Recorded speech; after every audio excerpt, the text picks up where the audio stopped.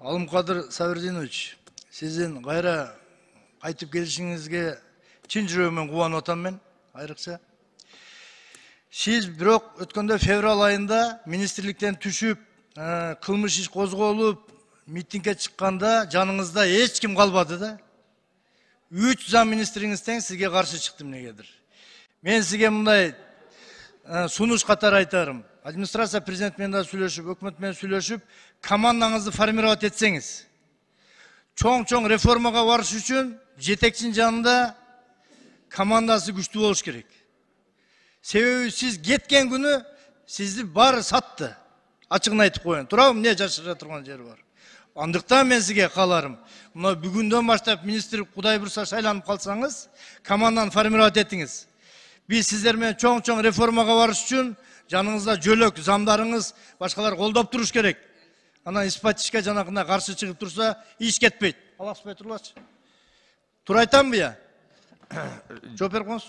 Жусупбек Романович, сиз туура айттыңыз, себеби жанакы мага каршы чыккандардын бардыгын кимдер предлагать этип, мен каршы болгондо дагы болбой өткөрүп алган. Азыркы кезде мага бияка келип атканда мен ошол суроону койдум. Өзүм командам чогултам, профессионалдар зам министр болуш керек, начальник управления болуш керек, ошолордун бардыгын ушундай условия менен азыр келатам. Мен өзүм командамды түзөм. Кийинки дагы бир момент тактай турган. Алмаз Исманкулов деген көз доктор бар. Кыргызда рекламасы күчтүү. Улуттук университеттин зданияларын залогко коюп, 30 миллион доллар кредит алганы чынбы? Чын болсо эмне болуп бүттү ошол? Жусупбек Романович, биринчиден билесиз, эл арасында мен менен Исманкуловдун ортосунда резонанс болуп, кандай гана сөздөр болуп, эмчиндегенде бардык жерде токтоп калган. Бирок азыркы кезде прокуратурадан ошол иш козголуп, мен ойлоп атам, бүт бардыгын биздин азыркы бийлик айткандай төлөп алып төлөт кой. Себеби мен министр болуп келгенде төлөбөдү, ошону айтсаңыз. Жок, төлөп элек. Мен министр болуп келгенде ошо Кореядагылар ошону төлөтмөйүнчө биз менен жакшы мамиле кыла алган эмес. Получается, мамлекеттик зданияны чет мамлекеттик компанияларга залогко коюп кредит алып берсе боло береби? А байкуш өзүнүн үйүн залогко коюп 1 миллион сом алып камалып отурат. Эмне үчүн мындай реакция болбойт? Администрация президент тараптан да. 2000-жылдары ушундай болгон экен. Азыркы кезде мен ойлоп атам, болбойт го. Эми акыркы мен сизге жанагындай өтүнүчүм, Нокат районунда Жаңбазар айылындагы сиз министр болуп турганда да айткан болчумун. 95 миллион сомго жана оорукананын акыбалы мышы кыйлайт. Ошого жаңы титул бюджетке кирген, ушуну бир батыраак баштасаңыздар.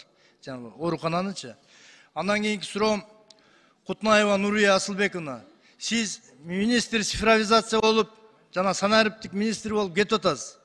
Сиздин эне тил боюнча өтө терең билимиңиз, жосо эне тилин өтө терең билишиңизге мен күмөнүм болуп атат. Айтып бериңизчи, муну кандай иш алып барасыз? Кыргыз тилин кандай кылып цифровизация киргизесиз? Жана санариптештирип. Эне тилди колдонуу маанилүү экенин түшүнөм жана аны жакшыртууга аракет кылып жатам. Бирок мектепте жана университетте ошондой эле иште мен негизги тил катары орус тилин колдонуп келгем. Бирок азыркы учурда мен жекече сабак жекече мугалим менен үйрөнүп жатам. Учурда кыргыз тили. Сиз жекече сабак үйрөнүп бүткүчө 22-жылым болот. Андыктан мындай батыраак, ошол батыраак. Себеби бардык жанагы иш кагаздары, мына президент өзү да айтып атпайбы, мына кагаздарды үнөмдөө же болбосо жанагы 21-жылымда санариптешкенге өтөлү деп атат. А сиз кыргыз тилин өзүңүз жакшы толук билбесеңиз, кандай кылып алардан требовать этесиз? Мен баарын түшүнүп жатам, сизди түшүнүп жатам. Бирок абдан жай сүйлөп жатам. Абдан оор акцент менен. Бирок мен аракет кылам. Мен ишенем, сиз Кудай буйруса ушуну бир толук өздөштүрүп. Анан Нурия Асылбековна, кыргыздын паспорту дүйнө боюнча таанымал болуп бүткөн. Ал жагында бор закондор Грециядан кармалган. вор закондор Кипрден кармалган өтө көп фактылар болгон. Бул паспорт мафиясына мындай бөгөт кое аласызбы сиз? Эркиңиз жетеби? Контролду алам. Паспорт мафия менен будем бороться. Гүлнара Маришевна, сиз аз болсо да жакшы иштерди аракет кылдыңыз. Барыңыздар ишиңиздерге ийгилик. Рахмат.